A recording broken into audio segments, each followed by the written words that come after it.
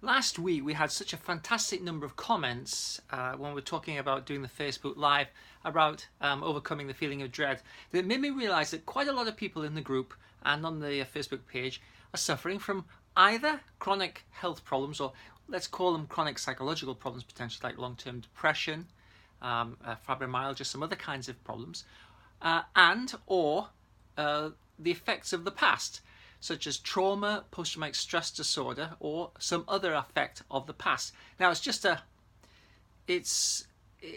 statement of fact in a sense that both of those kind of situations are complex. When I say complex, it means that they have lots of elements in them, So I'm using the analogy of a pot. It's like a pot of stew, right? If you want to know what the elements in the pot are, you've got to look at each one individually.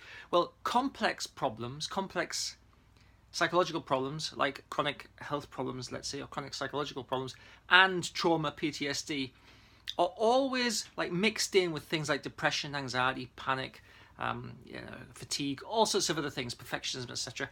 So we need to tease them out because we can't deal with a cluster in one go. It's really hard to solve a problem when it's got like 4 or 5 elements to it. So I thought we might split them out or break them out in a way and think of each one individually.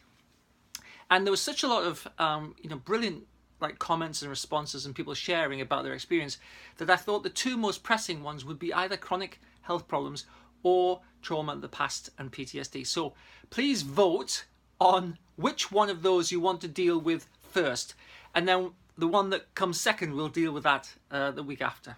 So please engage with this, share your experience, and let's see if we can craft some interventions that might be really useful to you to help you to overcome either the past, trauma, PTSD, or chronic health problems. Certainly make things better, because it's always the case, 100%, it's always the case that things can be changed.